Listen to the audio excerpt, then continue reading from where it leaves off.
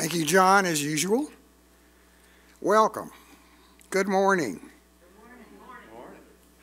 As we join together, know that we are glad that you are here, regardless of your gender, your race, your age, your class, or your ability. I'm Michael Griffith, your worship associate this morning at the Unitarian Universalist of Transylvania County, where our mission is to support individual spiritual journeys and to promote social, economic, and environmental justice. We welcome you of any age, gender, citizenship status, economic situation, or sexual orientation. Thank you for being with us this morning. We can't do it without you or without all of us, for we need each of us in facing the challenges of humanity here at home and in the war-torn world. As Reverend Leslie Takahashi, the chair of the Unitarian Universalist Association Commission on Institutional Change, says, "All that we have ever loved and all that we have ever been stands with us on the brink of all that we aspire to create. A deeper peace, a larger love, a more embracing hope, a deeper joy in the life that we share." When it comes to the COVID pandemic, things are changing, you know. We recognize that science has given us a lot more information than we had some time ago, and Reverend Bob has been right on the forefront of that. He's been doing a lot of research. And up until Easter, we are grateful that you are continuing to wear masks on Sundays, but on Easter we will make masks optional.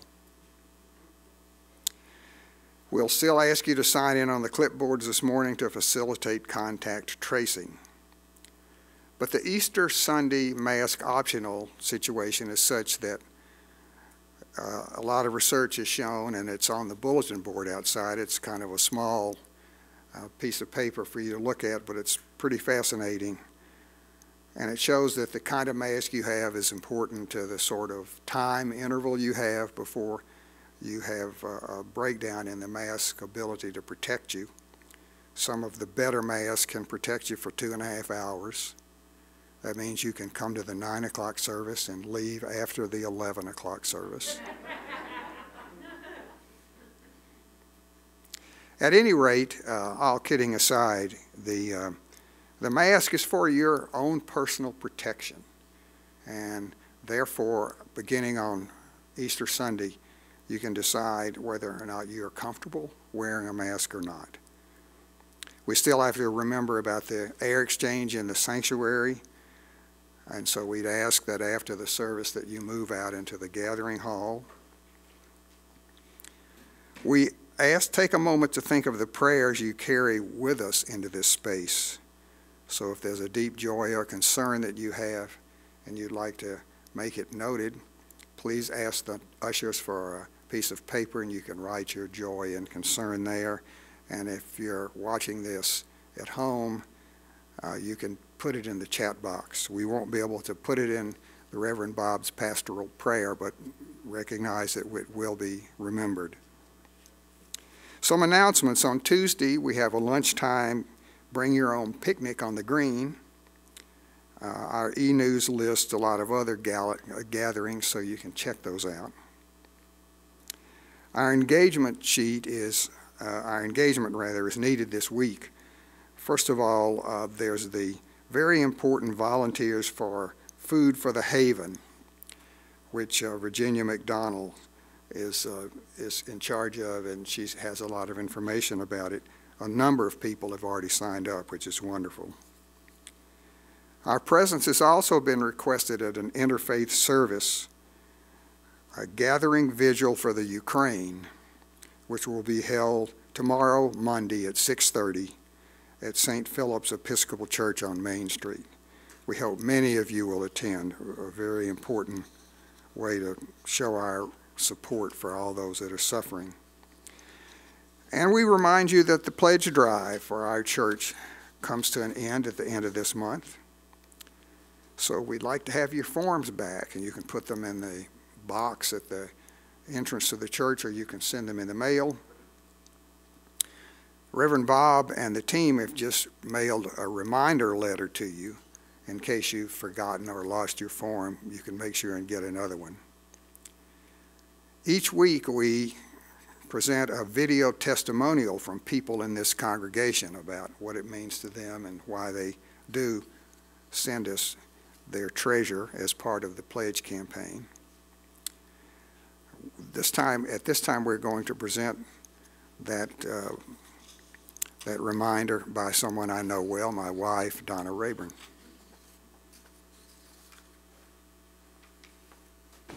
Hello, my name is Donna Rayburn.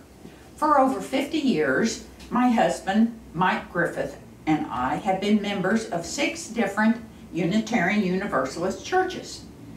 But before that, we were searching for a church that was open to all people, socially active, and free of rigid beliefs. We moved to Wilmington, Delaware for Mike's first job, and I met many women who were intelligent, rational, caring, and just plain fun. So I asked 3 of them, Sue, where do you go to church? And she said, oh, First Unitarian Church here in Wilmington. Then I asked Marcy, where do you go to church? Unitarian Church. And Pam, where do you go to church? Unitarian. So Mike, Scott, Brent, and I visited the Unitarian Church. The morning we visited was Palm Sunday. The title of the sermon was The Myth of Jesus. Well, my Southern Baptist background nearly had a heart attack.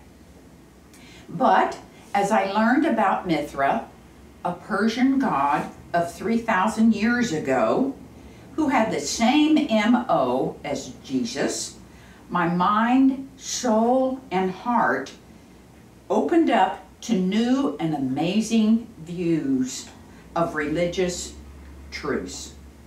Interacting with hundreds of Unitarians through the years has greatly enriched our lives and has made us believers in social action and justice for every person. Supporting our local Unitarian Church has also been very important to us. For where would you find more people of like minds and religious beliefs? So, we have always donated to our church generously. So join us and pledge generously. Let's make 2022-23 our best year yet. Thanks for listening. Take a bow, Don.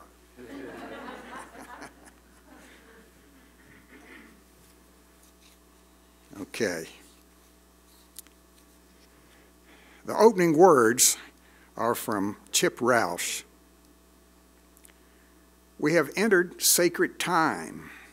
We are about to make this time and this place sacred by our presence and intention.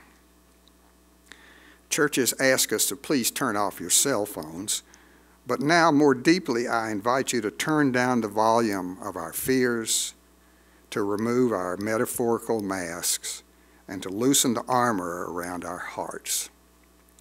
Don't take my word for it. Do it as slowly as you need to. Look around you, look within you. If you take a little risk with all these good people here and the other members of our church, you may find that you have the same human needs as they do. Let go of the expectations placed on you by others and those they taught you to place on yourself. Drop the guilt and the shame, not to shirk accountability and responsibility, but an honest expectation of the possibility of forgiveness. Let go of the thing you said the other day. Let go of the thing you dread next week. Be here in the moment, here. Come, Let us worship together.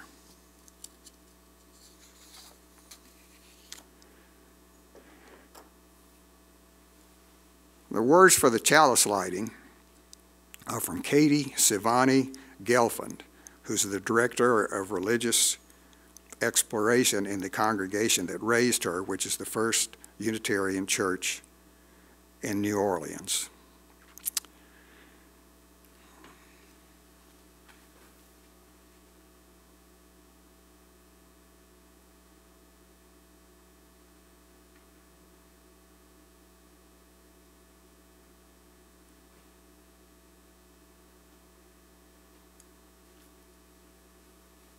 We light our chalice as a symbol of gratitude as we celebrate the abundance of our lives together. In this sanctuary, we harvest bushels of strength from one another and offer our crop with the hands of compassion and generosity.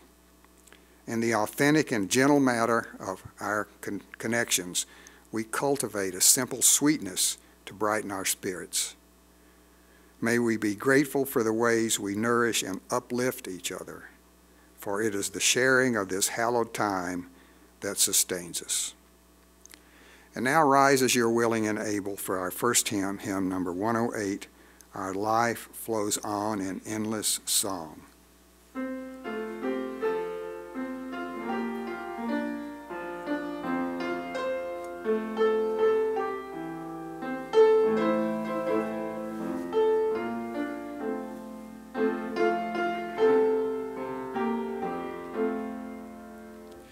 My life flows on in endless song above earth's lamentation. I hear the real, though far off hymn that hails a new creation. Through all the tumult and the strife, I hear the music ringing. It sounds an echo in my soul. How can I keep from singing? What though the tempest round me roars? I know the truth, it liveth. What though the darkness round me close? Songs in the night it giveth. No storm can shake my inmost calm, while to that rock I'm clinging. Since love prevails in heaven and earth, how can I keep from singing? When tyrants tremble as they hear the bells of freedom ringing, when friends rejoice both far and near, how can I keep from singing? To prison cell and dungeon vile, our thoughts to them are winging. When friends by shame are undefiled, how can I keep from singing?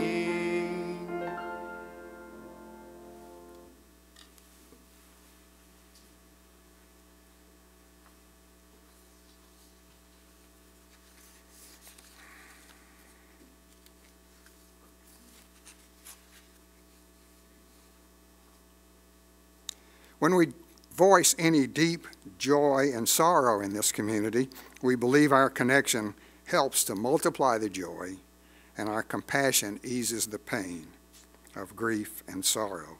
So we pause each week to open our hearts in the cycle of life. If you're watching this online, please share your joys and sorrows in the chat box. First, we honor the frontline workers on whom the burdens and risks of the COVID pandemic fall most heavily with this candle of gratitude. With this next candle, we celebrate our circle of loving community. May the circle of love bloom wider and wider still until it embraces and heals this broken world.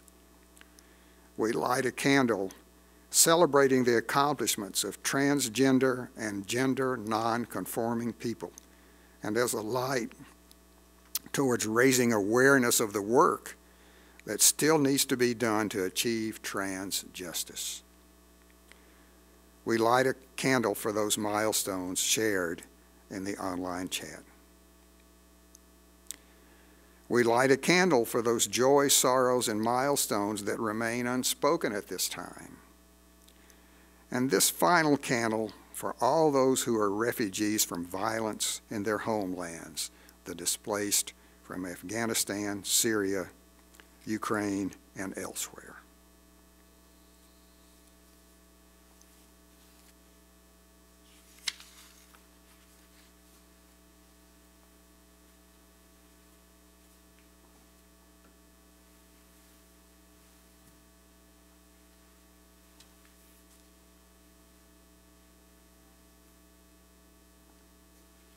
As we stay in this moment of prayer,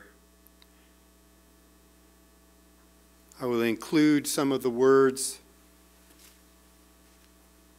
of the Reverend Victoria Weinstein later in part of the prayer today that I would like you to make a response to.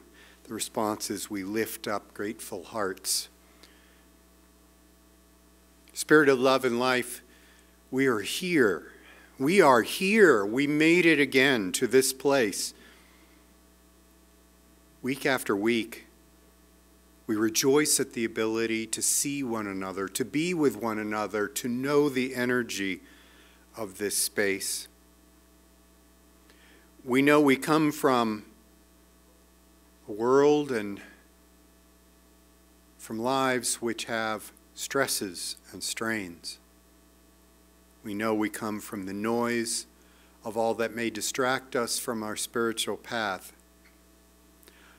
In particular, let us pray for those who are recovering from surgery this week.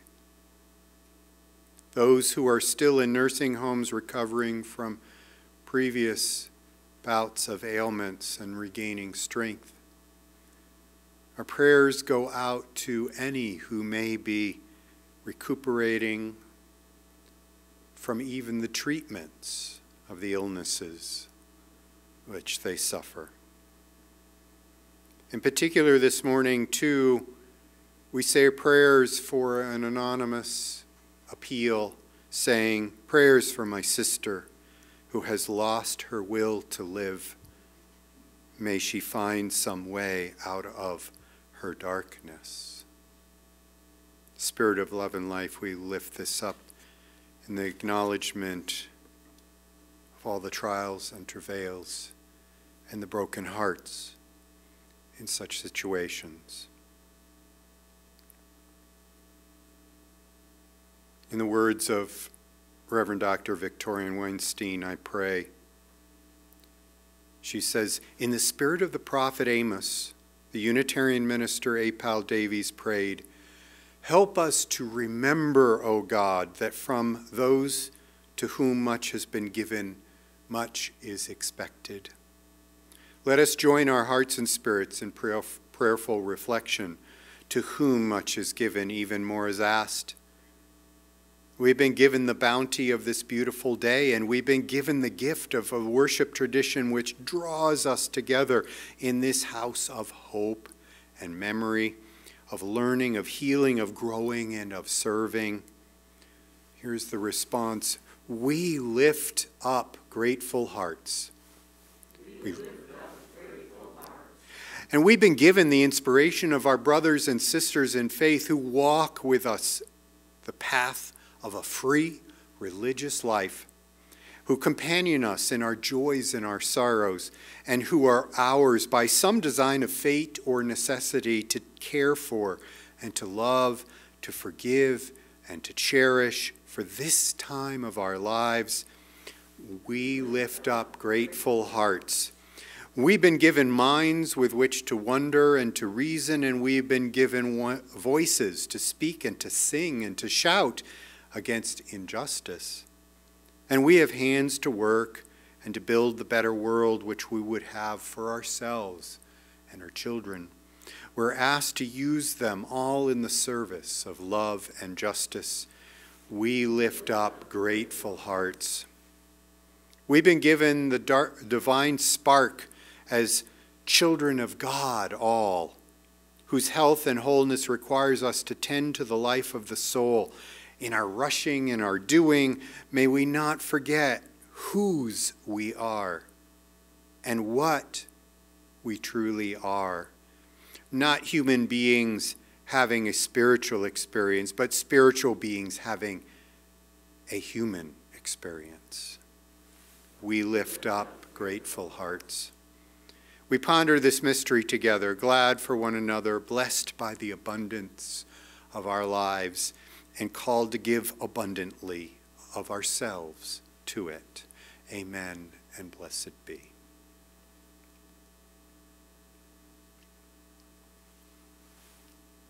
This is the last collection of the month of March, which means we'll be rotating to a different organization that we're giving to next month. This is the last time, if you've not done so already, to slip something into one of the special envelopes in the collection baskets for SAFE.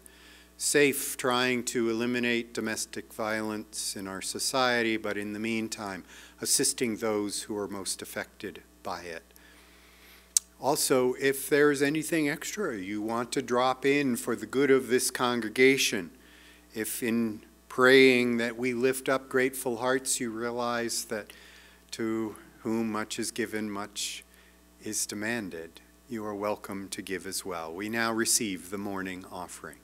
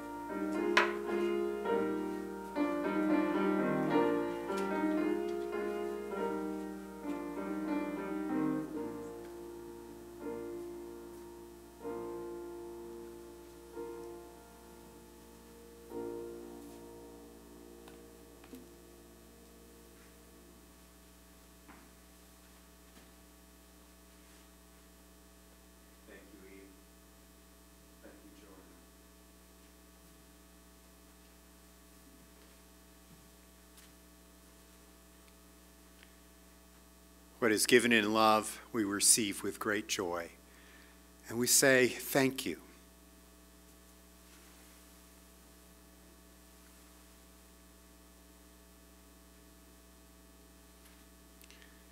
The reading that I have this morning in front of me is from Howard Thurman's 1980 commencement address at Spelman College, one of the historically black colleges in America.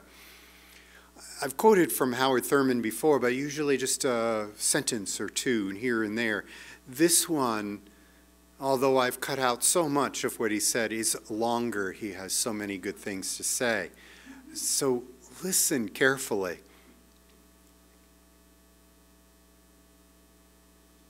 There is something in every one of you that waits, listens for the sound of the genuine in yourself. And if you cannot hear it, you will never find whatever it is for which you are searching. And if you hear it and then do not follow it, it was better that you had never been born. You are the only you that has ever lived. Your idiom is the only idiom of its kind in all existence. And if you cannot hear the sound of the genuine in you, you will, all of your life, spend your days on the ends of strings that someone else pulls. There is something in you that waits and listens for the sound of the genuine in yourself, and sometimes there is so much traffic going on in your mind, so many different kinds of signals, So many vast impulses floating through your organism that go back and generations, long before you were even a thought in the mind of creation, and you're buffeted by these. In the midst of all this, you have got to find out what your name is. Who are you? How does the sound of the genuine come through to you? The sound of the genuine is flowing through you. Do not be deceived and thrown off by all the noises that are a part even of your dreams, your ambitions, so that you don't hear the sound of the genuine in you. Because that is the only true guide that you will ever have. And if you don't have that, you don't have a thing. Now, there is something in everybody that waits to listen for the sound of the genuine in other people too. And it's so easy to say that anybody who looks like him or her, anybody who acts like this person does, can't hear any sound of the genuine. I must wait and listen for the sound of the genuine in you. I must wait. For if I cannot hear it, then in my scheme of things, you are not even present. And everybody wants to feel that someone else knows that she is there. I have a blind friend who just became blind after she was a grown woman, and I asked her, what's the greatest disaster that your blindness has brought you? And she said, when I go places where there are people, I have a feeling that nobody knows I'm there. I can't see any recognition. I can't see. And if nobody knows that I'm there, it's hard for me to know where I am. There is something that waits and listens for the sound of the genuine in your mother and your father and the people you can't stand. And if you had the power, you would wipe them out. But instinctively, you know that if you wipe them out, you go with them. So you fight for your own life by finding some way to get along with them without killing them. There is something in you that waits and listens for the sound of the genuine in other people. And if you can't hear it, then you are reduced by that much. If I were to ask you what is the thing that you desire most in life this day, you would say a lot of things off the top of your head, most of which you wouldn't believe, but you would think that you are saying the things that I thought you ought to think and that you should say. But I think if you were stripped to whatever there is in you that is literal and irreducible, and you tried to answer that question, the answer may be something like this: I want to feel that I'm thoroughly and completely understood so that now and then I can take my guard down and look out around me and not feel that I will be destroyed with my defenses down. I want to feel completely vulnerable, completely naked, completely exposed, and absolutely secure.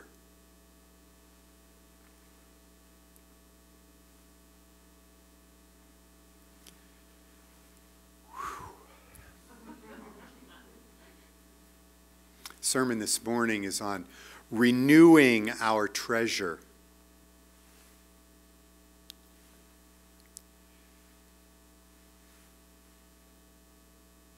Before we get into it, I always try to recognize the great observances that are going on around this time around us, significant things. Those of you from Christian backgrounds that practiced particular traditions such as the Annunciation, you know that Friday, March 25th, was the official date from the biblical story of when the angel Gabriel came to Mary and said, guess what? You're pregnant with the Holy. And Mary pondered all these things. And March 25th is exactly 9 months to the day before Christmas. So that is the celebration. I didn't know this, but if the Holy Week of Easter falls on the time of the Annunciation, they postpone the Annunciation. I didn't know that. I grew up as a Unitarian Universalist in which we did not learn these nuances, but I learn new things all the time. If it falls during that week, then the Annunciation is celebrated on the Little Monday, the Lesser Monday, which is, I'm getting the title wrong, but it's the Monday after Easter. This is also the week in which it's the International Transgender Day of Visibility, which is in part why we lit the candle this morning in recognition of trans and non-binary folks who's finding their way. Who am I? What is my name? What is my pronouns? I can wear my pronoun button. This is important to remember. March 31st, big day.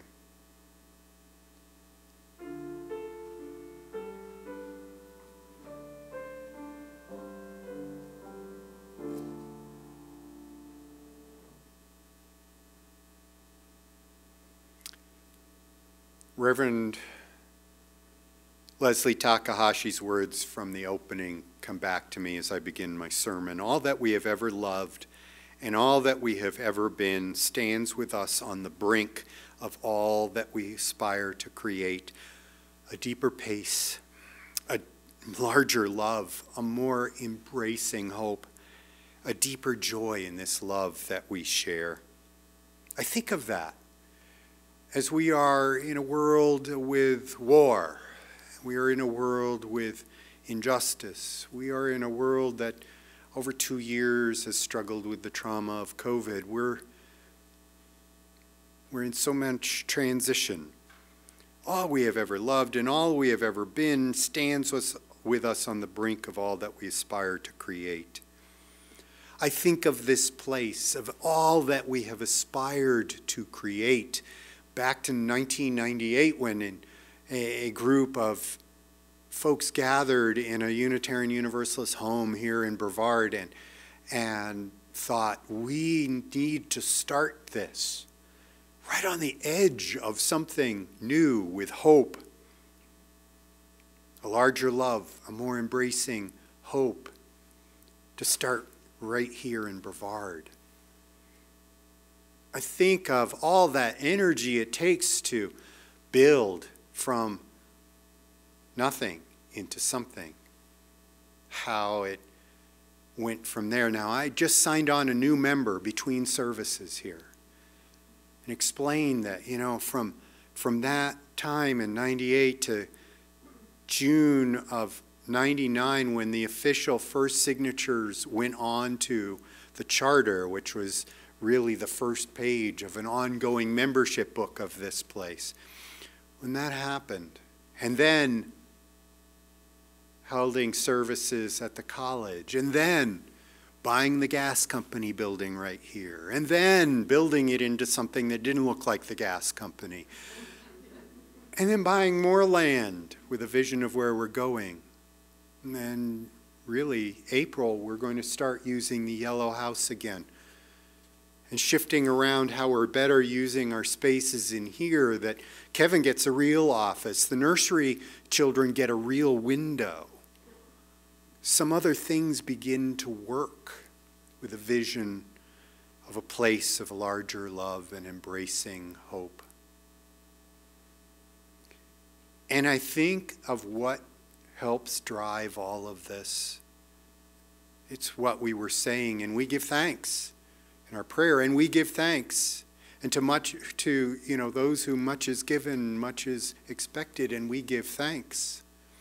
And I think of the story I told the children this morning, and I've told it before, because in religions you repeat the good stories over and over again, and maybe even put them in a book, and you call it a Bible, and it's to help guide people out of their egotism and their greed. And the story was of the loaves and the fishes. The loaves and the fishes. Jesus goes off to have a little personal retreat to get rid of all that noise that we were talking about here, to know his name, to know who he was. Who am I? And he told people where he was going, and that was the biggest mistake. If you're going to go off and meditate and find yourself, maybe it's not so good. You tell people, I'll be back. But Jesus went, and of course everybody followed. And he was there for one of these fasting retreats. He knew he wasn't going to eat the whole time, and the disciples came to him and said, so, Jesus, we got all these people around, and they're kind of getting hangry. Their stomachs are grumbling, and they are too. And you're just sitting there. What do we do? And the disciples were really good. It's clear in biblical stories. Repeat after me. What do I do? What does that mean? When the Holy confronts us, those are the right questions. And Jesus responds, what do you have? Well, we got a couple of fish and some loaves of bread. Good. Good. And what the story doesn't say, which I always love, and I always interpret it this way because somebody taught me this way. Jesus, maybe a little miffed at this point. I'm here on my private retreat, folks, and you are just bugging me again to answer everything. Let me teach you again. So, what do the people have? What do you have? What do the people have? Go out and do likewise was often a phrase that Jesus would use. The disciples went around and it multiplied. Did it multiply because it was like Jesus said, have more bread and fish? Or did it multiply because Jesus knew people and knew that he had to do a stone soup kind of thing? Well, we have a couple fish and some bread. It would be really good to have carrots. Anybody got some carrots? Oh, well, I didn't want to tell anyone, but I did stash a few carrots here. And the bread multiplied, and the meal satisfied them at least enough for a snack that they weren't so grumbly until Jesus decided, done with trying to find time in the wilderness, let's go back. And everybody went back. I told that story this morning, knowing that the congregation had in it small children who needed to hear for the first time what a real miracle is, and that is to get people to figure out what they have. That's ministry. That's this place. We ask that of you. What do you have? What are your talents? What kind of time do you have for us? It's amazing when this congregation figures out what they can give. We had this month in that room more than 24 people having a wild, riotous time because we were auctioning off pies.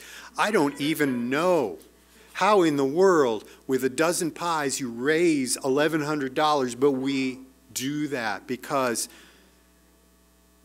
we care. We care. What was it going to go for? What was it going to do? It's part of what we want to do here on this whole property that we took a chance on getting. In digging up plants that are invasive, instead making this a place of lesson for what are native plants, what ways can we tend to beauty in the ways that are more in keeping with that interdependent web of all existence of which we are a part in nature. So that was helping to fund the Grow Getters. And in January, there's somebody in this congregation who came forward and said, hey, I haven't heard anything. Don't you have a pledge drive up and running? I love this congregation because when it's pledge drive time, it's kind of like, yeah, you're running a few minutes behind. I want to give you the money now. I want to make my commitment now. Why? Why would you do that? Is it because you have figured out this is the place where Howard Thurman was saying this is the place where you can be exposed, and yet this is the place in which you are safe? Have you figured it out from the way Donna was saying, all my friends, they're like, where do you go to church? Oh, I'm Unitarian Universalist. Okay then, why don't I show up with these folks? Or like the person this morning who joined for the first time here, but knew Unitarian Universalism from elsewhere. We got it all here. And we've got the folks who have before, the deadline is Friday? Now, I sent out letters, I signed them all, and they went out in the mail on Friday morning, which means they're going to go all the way to Greenville. And then they're going to come all the way back to Brevard with a stamp on, and they're going to go to the houses of people who go like, uh-oh, I forgot March was pledge month. There's the whole noise going on. And so those people who haven't already turned in their pledges, most of the big stuff is in here, but every dollar counts. We want everything back. They'll get it maybe tomorrow, maybe Tuesday. Well, you got to rush, folks. You get that form back because the deadline's the 31st. So what you do is you put it back in the mail or you just bring it in here. If you put it in the mail, it goes back to Greenville, and then maybe Thursday or Friday it gets back in time and we're all on time. Because that's who we are. We know it. We lift up grateful hearts and we ponder the mystery together, glad for one another, blessed by the abundance of our lives and called to give abundantly of ourselves to it, as our responsive prayer said.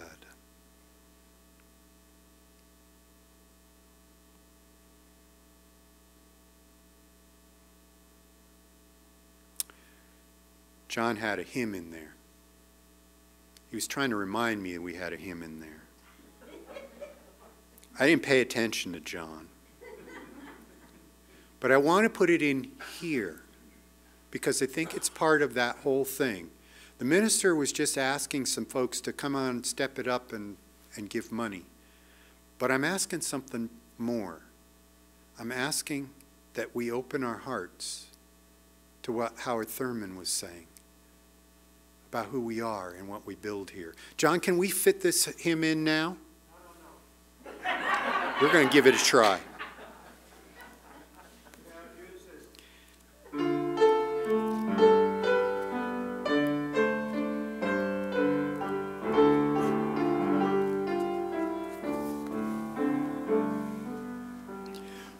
Open my heart to all that I seek. Let me be part of the love you give. Open my heart to all that I seek. Let me be part of the love you give. Open my heart to all that I seek. Let me be part of the love you give.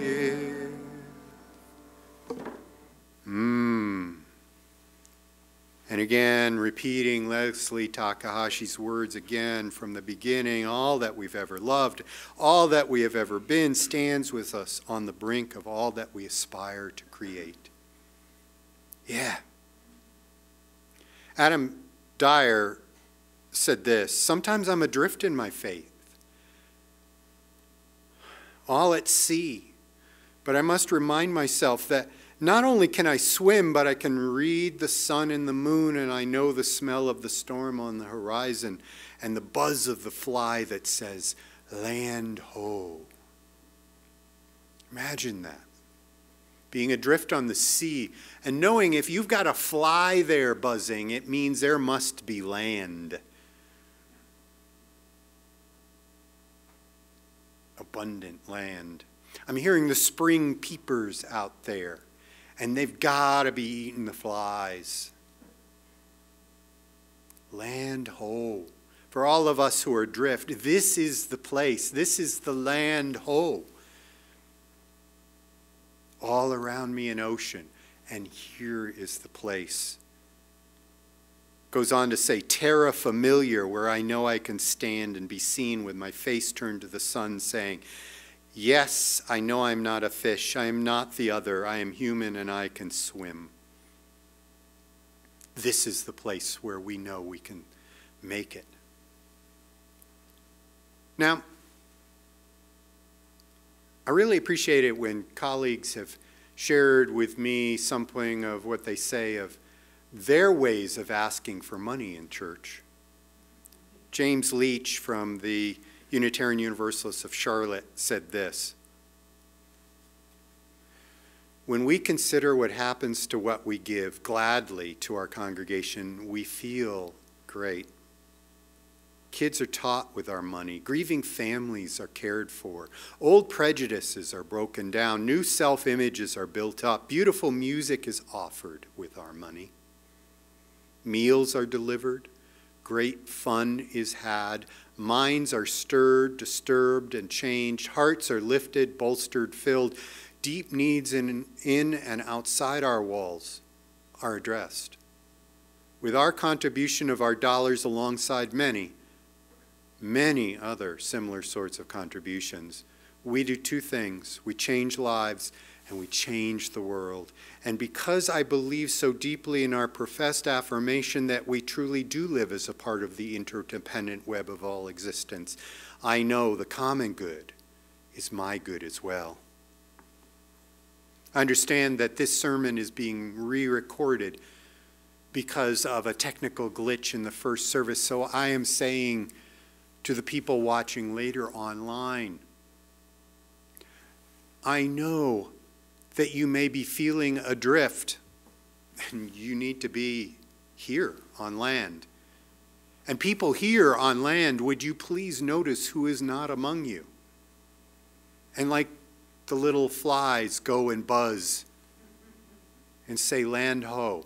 Find your way back to this place in which our faith is nurtured and renewed. Our treasure is restored by our presence with one another. There was an article that was passed on to me by a member of the congregation, I think it was the New York Times op-ed piece, which said churches should stop offering online presents. Because many reasons. One, people having to be together is one of those things that we just have to do. And as it was said in the beginning, what about those people you'd really rather kill? And if you're not listening to them, if you're not seeing them for who they are at their essence, you are diminished. This is one of those places where we really hope you meet somebody who's so different from you, it really rankles you. And I don't want you staying home. I want you here. We want you here. We want to be seen. We had to alter the words and take off your metaphorical masks in this place. Once we get to Easter, we can say, sure, go ahead and take off your masks. All the masks, the metaphorical and the real. To see each other's faces and begin to know one another once again. This is our treasure. This place exists. It exists because of the generosity, and we say thank you. Because I'm thinking as I look out in this room, I'm looking at the folks who give so generously and sometimes are begging us to open our pledge drive. I think of all of this, and I come to our closing quote from Beth Graham. Says what we try to express as Unitarian Universalists are these truths. Each of us is unique. Each of us has gifts we were given at birth, and they're wired within us. Each of us has the responsibility to apply these talents to the world, and each of us must navigate how to find our place in creation's fold, while understanding that everyone around us is involved in the very same pursuit. This is our treasure. Thank you for your support of this wonderful dream of a place. Thank you for coming bravely into a space in which you might be seen as who you really are. Thank you for listening carefully to the others around you, that you might not be diminished by missing their story, their life too. Thank you for giving, for all that you have given has made this place of love, support, and presence for good. Our closing hymn, I know this rose will open. I know my fears will burn away. Is there for all of you who are stuck at home, still not coming among us.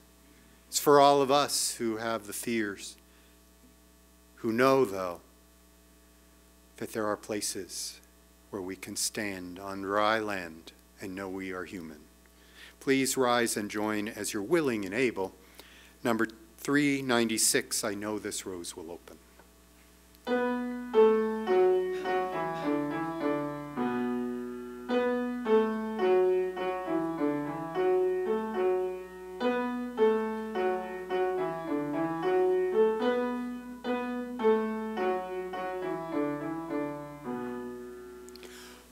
I know this rose will open.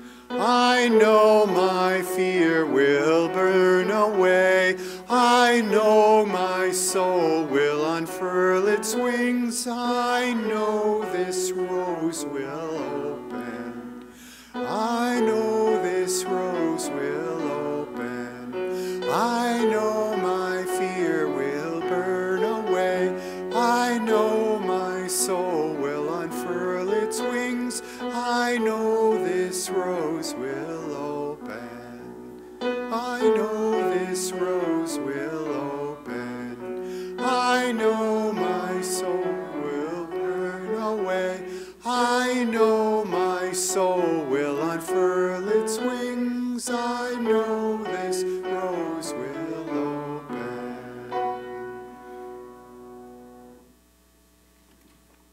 Our closing words as I extinguish the chalice, I want to reassure anyone who by physical disability, by whatever is facing them in life or wherever you are, I'm not pulling the plug on hybrid church. But I do hope that you know you are seen in whatever ways we can make that reality.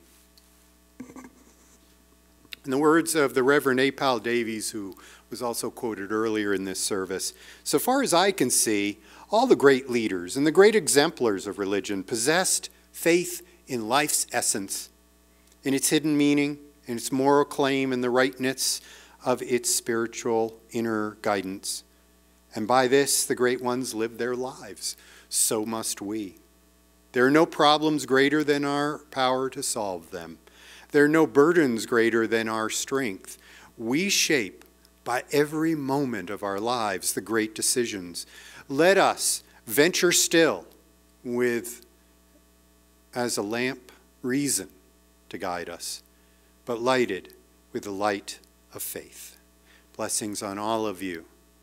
May you be seen, known, know yourself, and come back again in love to this place.